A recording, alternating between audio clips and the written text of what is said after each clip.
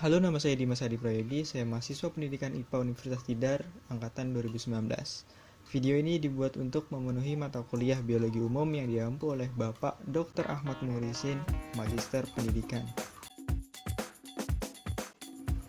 Dalam video ini akan dibahas tentang mikroorganisme dan peranannya. Mikroorganisme merupakan organisme yang sangat kecil sekali, sehingga untuk mengamatinya diperlukan alat bantu seperti mikroskop.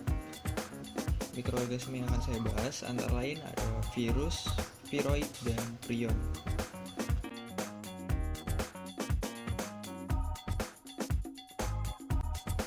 Virus memiliki ukuran antara 20 hingga 300 mikron.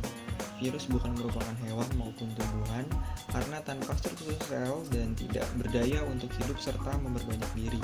Virus harus menggunakan sistem enzim dari sel host spesies atau makhluk lain seperti tumbuhan dan hewan untuk sintesis asam nukleat dan protein serta berkembang biak. Oleh karena replikasinya demikian erat hubungannya dengan metabolisme sel host spesies, maka sangat sulit sekali untuk membuat obat dengan toksisitas selektif bagi virus tanpa merugikan sel host spesies. Berdasarkan ini, maka vaksinisasi merupakan cara utama untuk mengendalikan virus. Di luar tubuh inangnya, seringkali virus berbentuk kristal tanpa tanda kehidupan, tahan asam dan basa, serta resisten terhadap suhu yang rendah dan tinggi sekali. Jika kondisi lingkungannya membaik kembali seperti di dalam sel, maka virus tersebut akan hidup kembali dan mampu memperbanyak diri.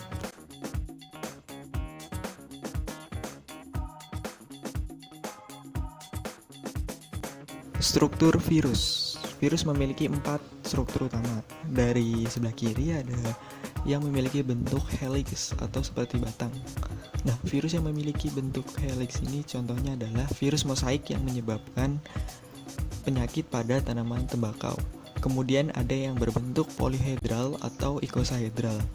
Contoh virus yang memiliki bentuk seperti ini adalah virus yang menyebabkan demam berdarah dan penyakit pada kuku dan mulut yang disebabkan oleh FMD virus. Kemudian ada juga virus yang memiliki bentuk bola. Contohnya adalah virus influenza. Dan yang terakhir ada pula virus yang memiliki bentuk kompleks. Contoh dari virus ini adalah bakteriofage atau virus pemakan bakteri. Virus ini akan membawa materi genetik berupa asam nukleat tunggal, DNA maupun RNA yang dapat berantai tunggal maupun ganda. Materi genetik ini akan dikelilingi oleh kapsul protein atau biasa disebut dengan kapsid yang tersusun dari subunit-subunit kapsomer. Nah, virus yang memiliki struktur paling lengkap adalah virus yang memiliki bentuk kompleks. Penularan virus diawali dengan pelekatan virus pada dinding sel host spesies yang dihidrolisa oleh enzim-enzimnya. Kemudian virus akan menyuntikkan asam nukleat ke dalam sel yang sehat, sedangkan kapsidnya akan ditinggalkan di luar sel.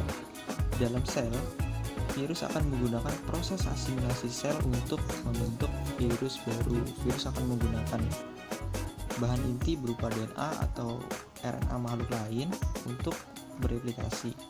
Setelah memperbanyak diri, virus akan keluar dari sel dan menyerang sel baru yang sehat.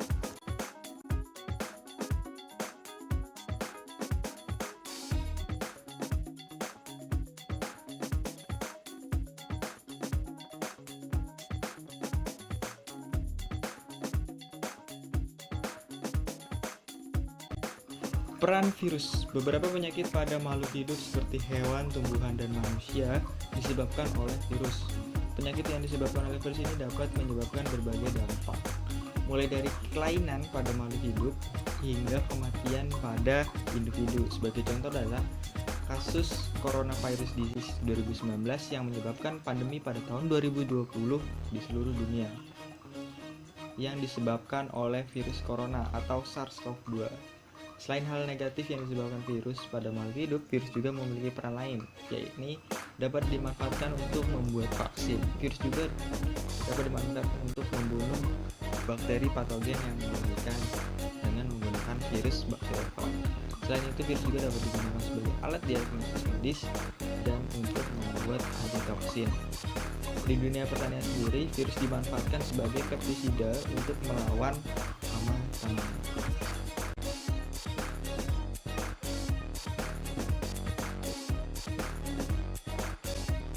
Viroid adalah molekul kecil RNA tanpa selubung protein atau kapsid yang menyebabkan penyakit pada tanaman. Viroid ini tidak mengkode protein, namun dapat bereplikasi di dalam sel inang dengan menggunakan enzim seluler.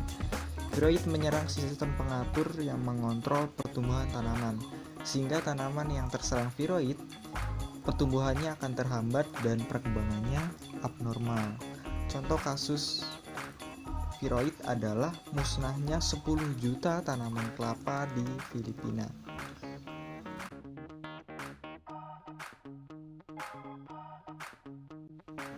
Prion berasal dari istilah Proteinaceous infectious particle karena penyakit yang disebabkan prion berupa molekul protein.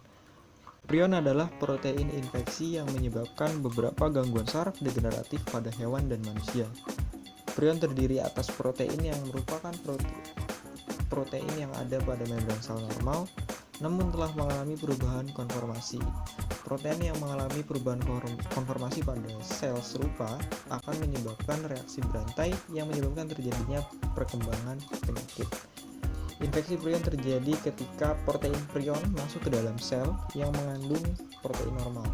Prion tersebut akan mengubah protein normal menjadi protein prion dan siklus tersebut akan terjadi secara terus-menerus.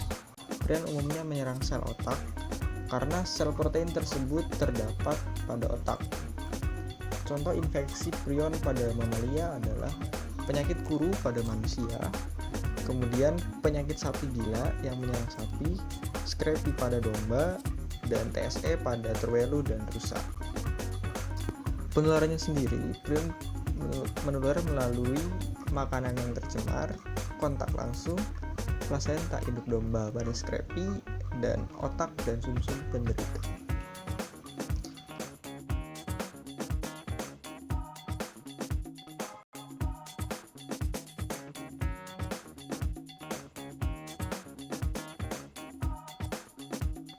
Sekian video kali ini, terima kasih sudah menonton, sampai jumpa di video selanjutnya.